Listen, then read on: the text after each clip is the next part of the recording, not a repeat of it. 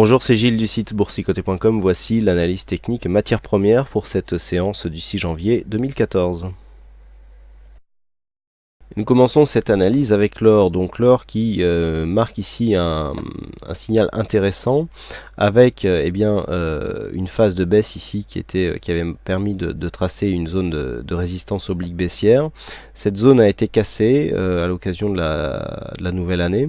Alors on est venu marquer des contacts répétés ici sous 1187 qui était donc la zone de support à casser pour confirmer la continuité du mouvement baissier. Nous étions toujours sur un flux baissier et il semblerait que nous sommes en train de marquer un signal de retournement, donc sur cette vue éclatée c'est relativement visible avec ici la rupture de cette dynamique baissière. Et lorsque nous zoomons ici sur cette phase, ce que nous pouvons constater, c'est que nous avons ici une inversion du flux. Alors il y a eu ici une phase très volatile. On revient ici attaquer fortement la bolle supérieure et puis on imprime ici une dynamique qui permet de confirmer la cassure. On voit bien, c'est vraiment très net. Une cassure ici et on change tout de suite de direction. Alors le niveau ici que nous avons ici à 1247,2 constitue une zone intermédiaire qu'il conviendra de surveiller puisque sur un contact ici avec cette zone de résistance à 1254, on validera ici le changement de flux puisque nous aurions un point haut significatif qui serait cassé à la hausse, ce qui mettrait un terme à la tendance baissière du point de vue de la loi de Dow. Donc pour l'instant le mouvement est en bonne voie. À noter ici cette bougie très volatile qui n'aura échappé à personne. Alors on le voit mieux ça en unité de temps 1 heure. Voilà, c'était assez impressionnant pour tous ceux qui étaient dedans. On était ici dans un joli flux haussier. Moi j'étais personnellement placé à la hausse sur ce mouvement avec un stop ici juste en dessous. On était à 1224 et quelques de mémoire. On a eu ici un mouvement très volatile qui s'est fait en quelques dizaines de minutes, où on est descendu vraiment très bas.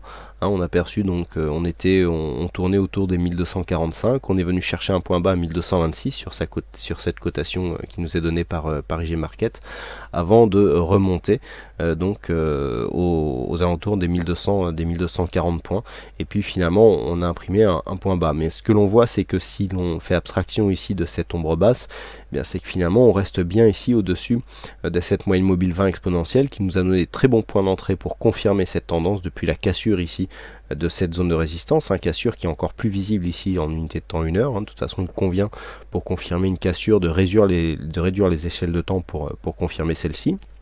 On avait ici un contact à 1227, contact répété, donc résistance qui est cassée en deux fois.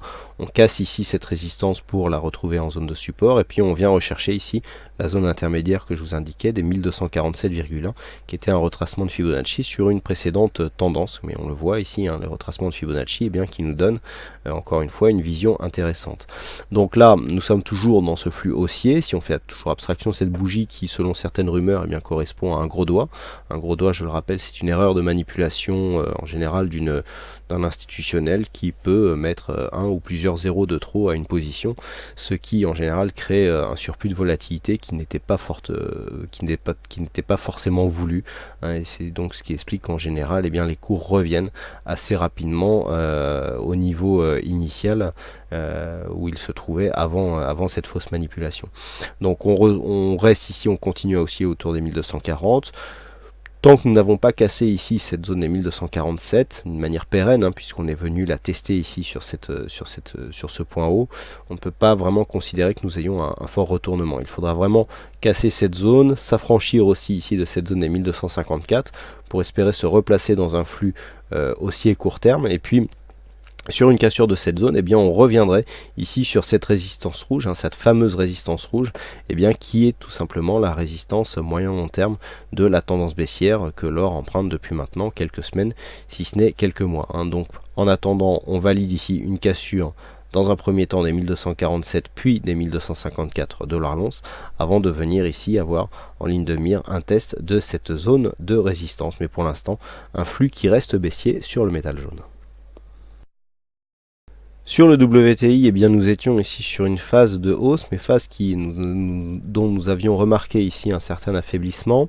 On avait retracé les retracements de Fibonacci pour constater que le 23,6 ici a depuis été cassé à la baisse, donc on est venu ici attaquer ce niveau.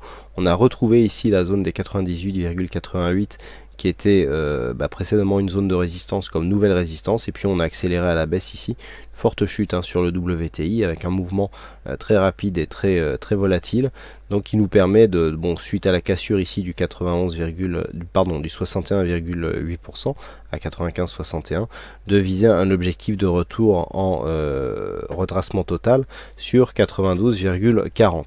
Donc ici le WTI, qui était précédemment dans un mouvement haussier, est en train de réintégrer ici une phase de cotation d'équilibre, avant ici son mouvement haussier. Donc il semblerait que la dynamique haussière ici qui avait été impulsée par ce mouvement soit en train de s'invalider, et je dirais même qu'une cassure ici des 92 marquerait un retournement de la tendance moyen terme, donc sur le WTI, qui était pour le moment haussière. Pour l'instant, les indicateurs nous montrent que nous avons des divergences, puisqu'on continue à marquer ici des points bas, alors que certains indicateurs comme les histogrammes du MACD et même le RSI marquent des signes de faiblesse. Si on zoome un petit peu sur le RSI, on peut voir qu'ici on commence à remonter tout doucement, mais on continue à marquer des nouveaux plus bas ici sur les cours, stochastique qui est relativement stable sur une zone très basse, 5,4, c'est vraiment très faible pour un stochastique lorsque l'on est en dessous de 5, et donc ce qui souligne un petit peu la dynamique baissière de ce mouvement.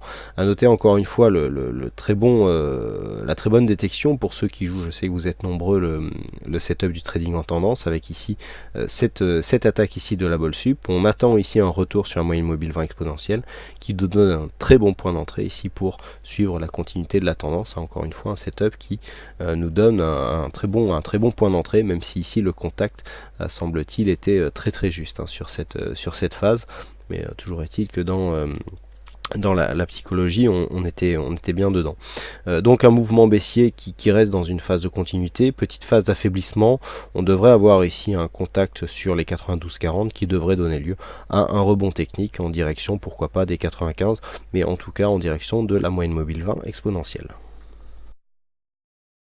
Et enfin sur le Brent, nous avons là aussi un signal de retournement, puisqu'après avoir marqué ici une zone de point haut au-delà des 112 $ le baril, le Brent a marqué un mouvement baissier avec le même setup. Donc là on a eu de multiples contacts ici sur la boîte inférieure, avec des retours sur la moyenne mobile 20 exponentielle qui ont été un peu plus probants cette fois-ci, et qui nous ont donné des très bons points d'entrée pour jouer ici le retournement, avec donc une accélération qui s'est faite depuis le passage à nouvelle année. Donc on a, il semble-t-il, retrouvé ici une zone d'objectif qui se situe à 107,04 $ le baril.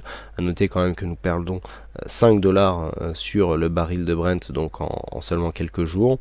Un petit peu comme sur le WTI, ici des indicateurs qui semblent nous montrer ici la probabilité d'un rebond technique qui sera validé sur un dépassement des 108 $ le baril, et qui viendra dans un premier temps chercher certainement une zone des 108,50 ou en tout cas cette moyenne mobile 20 exponentielle.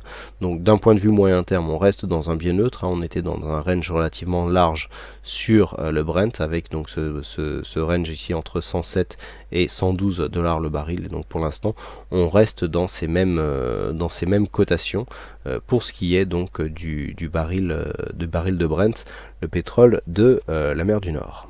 Voilà ce que nous pouvons dire sur cette analyse technique matière première. Il ne me reste plus qu'à vous souhaiter à toutes et à tous une bonne soirée, bonne chance dans vos prochains trades, et on se retrouve dès demain pour d'autres analyses techniques en vidéo. Bonsoir à tous.